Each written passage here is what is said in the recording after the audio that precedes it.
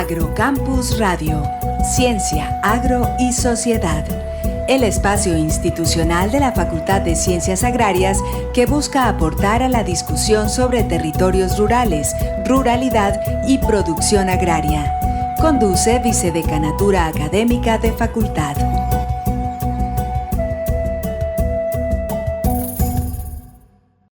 Muy buenas noches, bienvenidos a nuestro programa Agrocampus Radio, programa radial de la Facultad de Ciencias Agrarias, Universidad Nacional de Colombia, sede Medellín. Esta noche tenemos nuevamente a nuestro invitado, el ingeniero agrónomo Juan David Hernández Arredondo, investigador máster del Centro de Investigación El NUS de Agrosavia.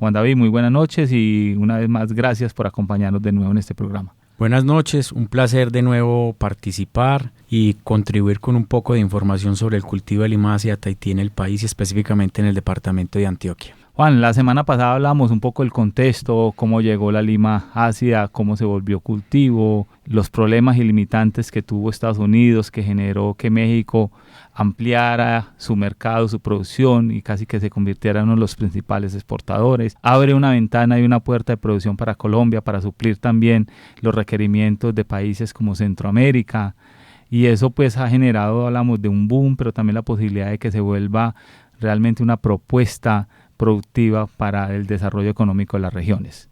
Esta noche queremos hablar en ese contexto un poco del cultivo, el cultivo de lima ácida Tahití. Y quiero hacerte una pregunta antes de desarrollar el tema es, la lima ácida Tahití, uno va a un supermercado y dice limón Tahití. ¿Es un limón? ¿No es un limón? ¿A qué se refiere cuando hablamos de lima ácida Tahití? Bien, los expertos en botánica, que yo no soy experto, hago la claridad, nos dicen que realmente no es un limón verdadero.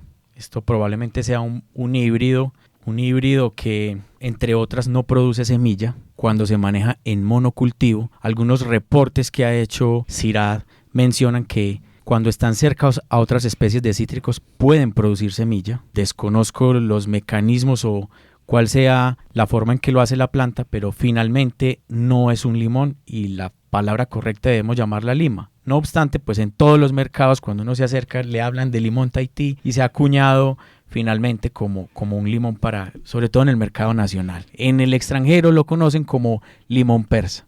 Limón persa. Sí, señor. Precisamente desde ese origen del imperio persa, que son los que lo diseminan, pues trae ese nombre de limón persa. ¿Y en ese mercado la palabra limón Tahití también es reconocida? ¿O como limón Tahití? ¿O es más algo más nuestro, más de Centroamérica, más de Suramérica y Centroamérica? Yo creo que es algo más de América en general, Estados Unidos, Centroamérica y Suramérica, es la lima ácida Tahití. Ya lo que es el mercado europeo o los productores europeos siguen acuñando el nombre de limón persa muy comúnmente. Okay. Siendo esa fruta, generalmente nuestras frutas son para consumo o para jugo. ¿Cuál es el mercado, el destino final de esa fruta, de esa lima ácida? Es una muy buena pregunta y es importante un poco mencionar el contexto. Información del doctor Javier Orduz, que ha trabajado por bastantes años con cítricos en el país, nos menciona, por ejemplo, que la lima ácida Tahití en los diferentes mercados pues tiene un uso. Voy a hablar el principal en primera instancia de los Estados Unidos. Los Estados Unidos principalmente lo consumen como en una bebida, como un jugo y como un aderezo, pero también tiene una utilidad muy importante y es en la coctelería. Y aquí la pena resaltar que la lima ácida Tahití es una fruta que se consume 24 horas al día, durante todo el día como un aderezo, como un condimento, pero en la noche hace parte de entre los 10 cócteles más vendidos en el mundo, en 3 o 4 de ellos está participando la lima ácida Tahití. Y toma gran relevancia, por ejemplo, mercados como los de Centroamérica. Nosotros exportamos, el año pasado los reportes como segundo comprador fue Puerto Rico, pero desde allí se distribuye a varias zonas del centro de Centroamérica y el Caribe, principalmente, por ejemplo, para la industria hotelera y de los cruceros, porque en los cócteles pues va la rodajita de limón casi siempre. 2 cócteles famosos, margarita y caipiriña. Caipiriña, sí, ellos van en trocitos y hay otros que llevan la lima ácida Tahití, incluso el cóctel más consumido en el mundo, que no recuerdo el nombre, pues algunos ya las preparaciones llevan incluido jugo de lima ácida Tahití. Bueno, hablemos de cultivo, hablemos un poco de cultivo y arranquemos con cuáles son los requerimientos, o sea, dónde se puede establecer, dónde se puede plantar lima ácida Tahití. Pues en el país encontramos lima ácida Tahití desde los 0 metros sobre el nivel del mar hasta incluso los 2100. Si bien en cualquier parte usted puede obtener frutos, he visto a 2100 a 2200 plantas de lima ácida Tahití con frutos, pues finalmente hay, digamos, una oferta ambiental que maximiza sobre todo el rendimiento. Pues plantas van a crecer, pero nosotros no le vendemos al mundo hojas, ni tallos, ni raíces, principalmente le vendemos fruta de lima ácida Tahití o jugo. En ese contexto, pues lo ideal es hasta 1300 metros sobre el nivel del mar. Generalmente una temperatura media de 23 grados centígrados sería lo adecuado, pero ahí es algo importante. Temperaturas medias no son un gran indicador, sino las temperaturas mínimas y máximas. Por ejemplo, se ha documentado que por debajo de los 9 grados centígrados en lima ácida Tahití frena el crecimiento en muchas plantas, pero se pierde calidad, se pierde contenido de jugo, y por encima de 39 o 40 grados centígrados también. Entonces nos genera un rango muy específico. Por debajo de los 1300 y con esas mínimas y máximas referentes son ya de una u otra forma un indicativo para aquel que esté interesado en sembrar lima ácida Tahití tenga en cuenta si donde está ubicado puede o no cumplir eso. Y ese donde está ubicado nos llevaría con esas condiciones, qué potencialidades tenemos como departamento, qué otras regiones en el país tendrían esta potencialidad. Entiendo que una de las zonas frutícolas de Colombia son el Valle del Cauca, la misma altillanura, los llanos orientales, todo lo que es el Valle del Río Magdalena. ¿Cuáles serían como esas regiones, país y Antioquia potenciales? Bien, ahí quiero mencionar 2 apartes. El primero es las investigaciones que ha desarrollado Agrosavia en el país, principalmente se han enfocado en la zona norte, cerca al municipio, bueno, en el departamento del Magdalena, Santander, Valle del Cauca, la Orinoquía específicamente cerca a Villavicencio, en el Magdalena, cerca al río Magdalena, en la zona del Espinal en el Tolima, y de allí han salido, digamos, resultados de investigación donde se evidencia que algunos de los patrones o portainjertos confieren características a las copas de lima ácida Tahití que los hacen atractivos como zonas productoras. Pero ahí quiero mencionar que, por ejemplo, el año pasado, al año 2023, los principales exportadores en su orden fueron Santander, Antioquia y Valle del Cauca. De ahí retoma esa importancia en estas zonas para la producción de lima ácida Tahití, y que ya se cuenta para principalmente Santander y Valle del Cauca con resultados de investigación que nos permiten evidenciar requerimientos hídricos, requerimientos nutricionales, producción estimada, calidad de los frutos. No obstante, para el departamento de Antioquia, cuando uno revisa el modelo productivo que fue publicado hace unos pocos años, pues no tenemos información para el departamento de Antioquia. Está en construcción. Sí, señor, está en construcción esa información. Ok, perfecto. Entonces, estamos diciendo Santander, Valle del Cauca, son departamentos productores. Antioquia, a pesar de que no existe una información, entiendo que también participa en un volumen importante de esa exportación. ¿Dónde están ubicados esos cultivos? ¿En qué regiones que han permitido que Antioquia, a pesar de no tener muy bien, ha podido incorporar el modelo productivo y ha generado fruta para exportación, ocupando pues un tercer lugar? Entonces, ¿dónde tenemos cultivos de lima ácida en Antioquia específicamente? Bien, información de la Gobernación de Antioquia nos reporta, por ejemplo, que hasta el año 2022 teníamos en el departamento cerca de 10.000 hectáreas de cítricos, en general, contando todos los cítricos.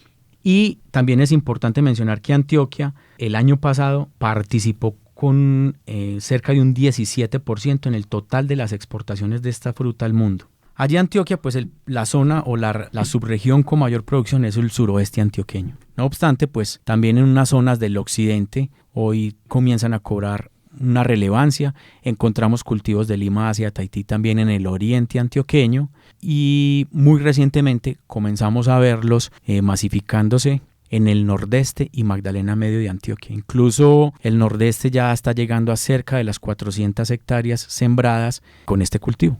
O sea, ha venido incrementando. Prácticamente estamos hablando de aquellas regiones con ambientes por debajo de los 1.300 metros, suroeste, oriente antioqueño, imagino que serían municipios como Sonsón. Programas pasados teníamos el secretario de Asistencia Rural hablando con nosotros y la importancia o están vislumbrando la necesidad de ampliar opciones productivas para municipios como este.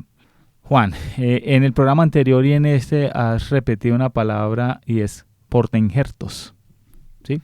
De la importancia del portainjerto. ¿Qué es un portainjerto? Bueno, porque yo vendo una fruta que es lima ácida, ¿sí? Pero esa fruta, ¿sí? Es un material específico, lo que uno llama la copa, y esa copa está sobre otro individuo diferente que es un portainjerto. ¿Por qué la importancia de reforzar tanto en ese término para lima ácida? Bien, resulta que en el proceso de producción, pues como lo menciona, es importante tener unas características en la planta que me permitan darle condiciones que se adapten principalmente a efectos ambientales que digamos que sean adversos y en otra instancia principalmente a plagas y enfermedades. Entonces ahí comienza a jugar un papel importante los portainjertos. Los portainjertos le aportan a esa planta un sistema radical y un tallo en su primera, digamos, en su primera parte desde el suelo hacia la parte aérea. Ese sistema radical, lo que buscamos con portainjertos específicos es que estén adaptados a distintas condiciones de suelo. Por ejemplo, suelos que tengan bajo contenido de materia orgánica, muy comunes en las zonas de nuestro departamento. Suelos que presenten un cierto grado de acidez. Condiciones edáficas donde no haya disponibilidad de bases intercambiables. Y ahí comienzan esos portainjertos a jugar un papel importante. Y muchas de esas características que observamos en la lima hacia Tahití, pues son transmitidas por el portainjerto a la copa. Tenemos una sola copa que es lima hacia Tahití y un número muy reducido de portainjertos en el país que le pueden aportar características diferentes. Entre otras, tamaño de la copa, tamaño del fruto, calidad de ese fruto, pesos. Y eso se representaría en que las prácticas agronómicas podrían ser diferentes para cada uno. Y adicionalmente, existe una alta probabilidad en que ese portainjerto le confiera temporalidades distintas en temas de fenología. Y como lo mencionábamos en el capítulo anterior, poder tener fruta en diferentes épocas del año, pues eso también está influenciado por el patrón.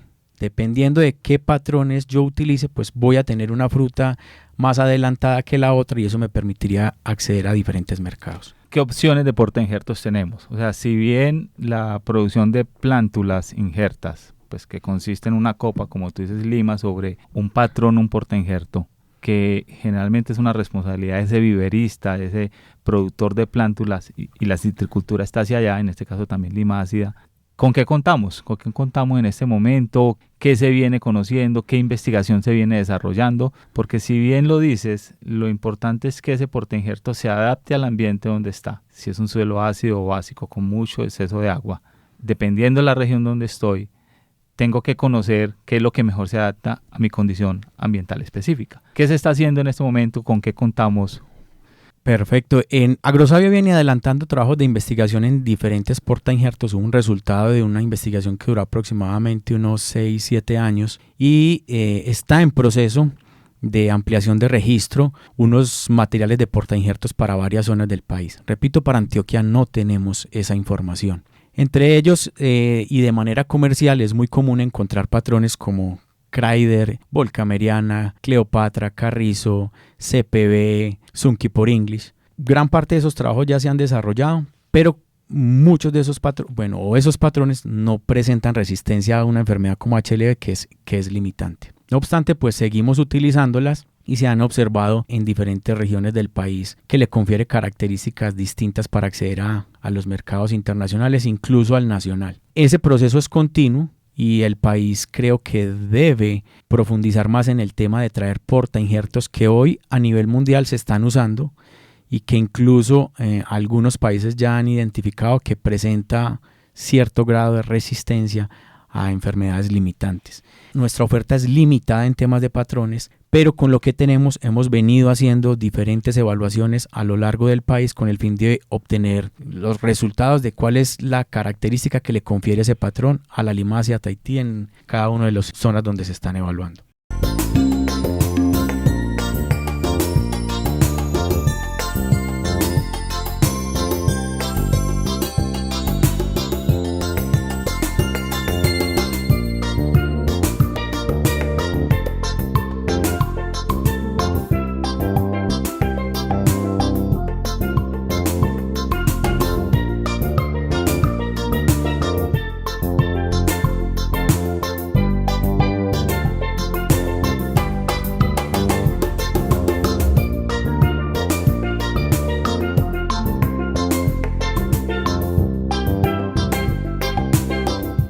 Juan, entonces cuando uno habla de cultivo, uno habla de un ambiente, ya nos aclaras cuál es el ambiente, estamos por debajo de los 1300 metros, por encima las temperaturas reducen, afectan la velocidad del crecimiento, la producción, hablamos de ciertas regiones, hablamos de la necesidad de la selección de un adecuado portainjerto para esas condiciones. Entonces eso es garantizar un material de siembra, una planta que se plantaría en una condición ambiental específica. Una vez establecemos nuestras plantaciones, ¿qué sigue de ahí? O sea, ¿qué sigue como parte de ese manejo dentro de las principales recomendaciones? También pensando un poco en qué, nos contabas de que podríamos trasladar cosecha, o sea, podríamos poner fruta en el mercado en momentos donde hay déficit. ¿Cómo se logra eso desde lo agronómico? Importante mencionar que los cítricos en general, en nuestras condiciones tropicales, responden en temas fenológicos principalmente a los periodos de excesos y déficit de lluvias. La inducción floral generalmente en nuestra zona, en el departamento de Antioquia, específicamente en la mayoría de las subregiones, responde a una precipitación bimodal. Tenemos unas lluvias en los meses de abril, mayo, principios de junio, desciende un poco entre lo que es julio y agosto y esas lluvias vuelven a aumentar en septiembre, octubre, noviembre y vuelven a descender a final de año y principios de año. Eso entonces, por ejemplo, a las plantas de cítricos en general, lo que le sucede es que durante periodos donde tenemos 15 o 20 días con déficit hídrico, muchas de ellas comienza el proceso de inducción floral. Ese proceso de inducción floral luego acompañado de agua, bien sea agua que venga proveniente de las lluvias o que yo aplique a través de sistemas de riego, sea cual sea, pues lo que me va a permitir es tener una producción o que los frutos se puedan llenar adecuadamente. Pero en ese proceso comienza otra parte y es la nutrición. Tuve la experiencia de visitar recientemente unas plantaciones en el suroeste antioqueño donde ellos logran a través de la nutrición y principalmente modificando las relaciones entre algunos de los nutrientes, pues logran que esas plantas tengan una producción constante durante todo el año. Modificar esas relaciones en algunos de los nutrientes podríamos manipular de alguna manera el tema de diferenciación celular que nos va a producir flores y frutos en momentos determinados.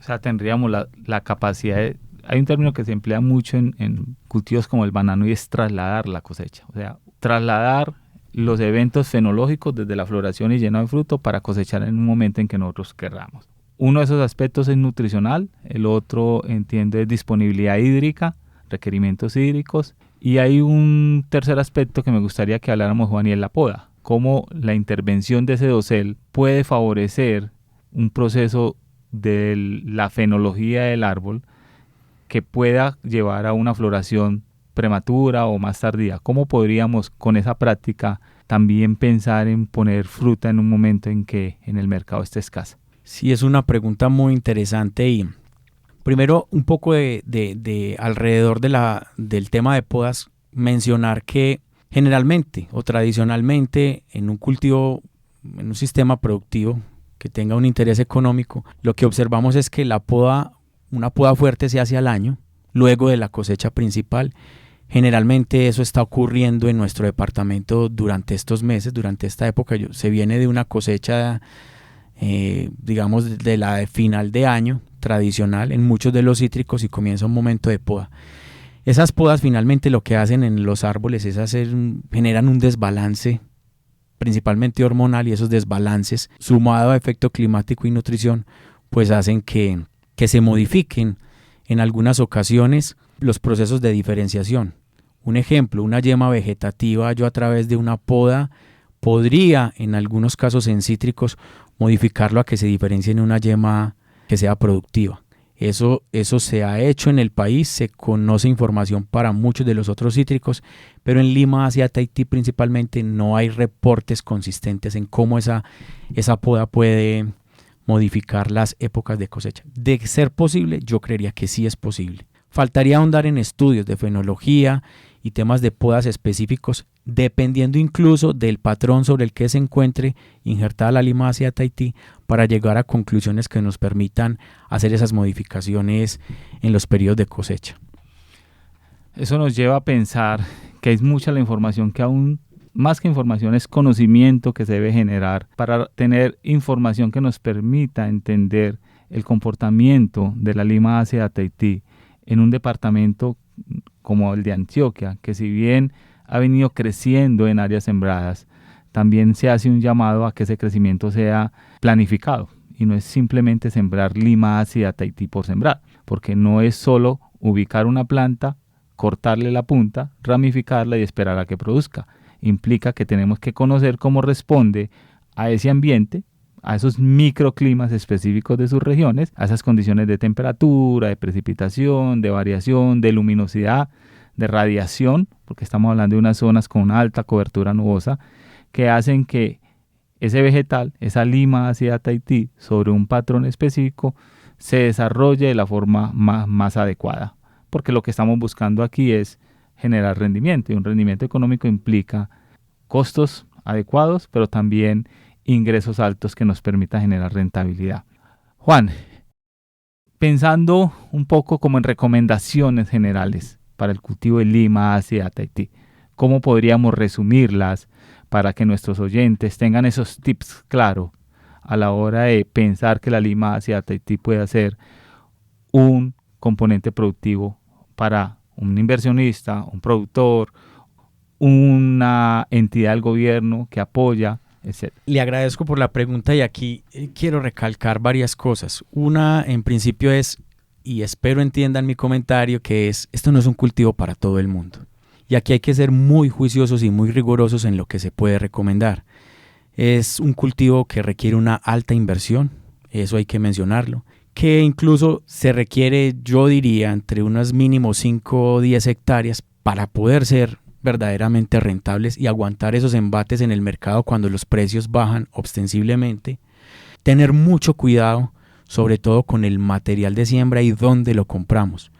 Si bien uno puede encontrar plantas de cítricos a lo largo y ancho de todo el territorio nacional, es muy importante saber cuál es la procedencia de ese material vegetal, sobre todo sabiendo las consecuencias que pueden tener la cantidad de enfermedades que tenemos presentes.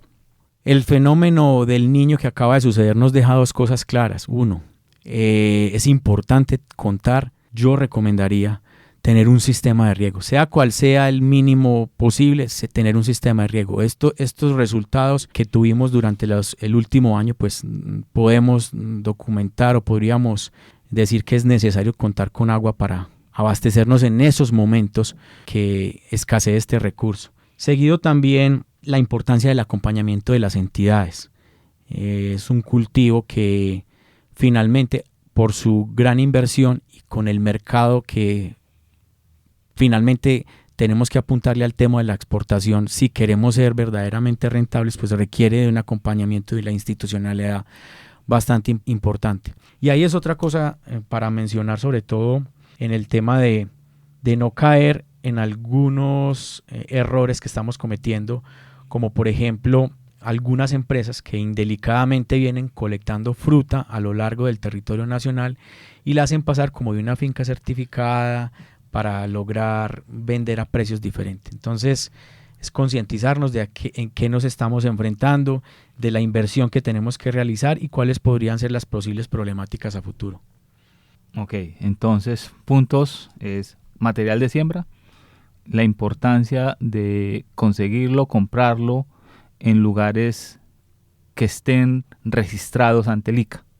Entiendo. O sea, el ICA como instituto regulador, existe una normatividad que regula la producción de materiales y de ahí la importancia de adquirirlos allí. Creo que eso es un llamado, además de las otras recomendaciones, a tener en cuenta. Sí, y no solo que el vivero esté registrado, sino que el material vegetal también lo tenga. Hoy se cuenta con material que viene con una etiqueta azul, es muy importante, esa etiqueta azul se la entregan a los viveristas que tienen ese registro, que finalmente lo que indica es que viene libre de HLB, tristeza de los cítricos y CBD.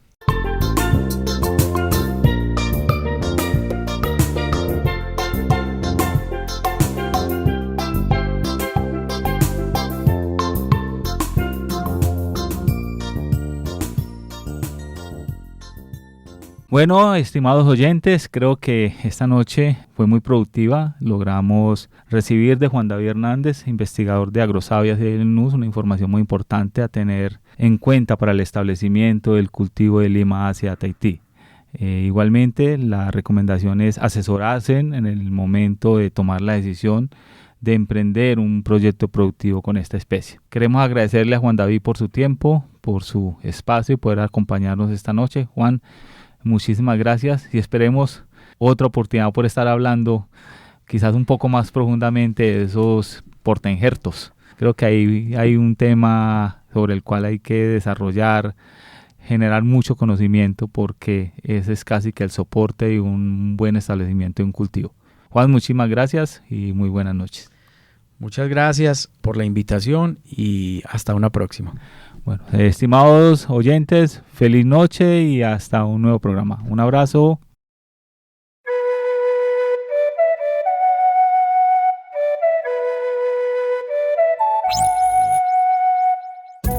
Agrocampus Radio, Ciencia, Agro y Sociedad. El espacio institucional de la Facultad de Ciencias Agrarias que busca aportar a la discusión sobre territorios rurales, ruralidad y producción agraria. Conduce Vicedecanatura Académica de Facultad.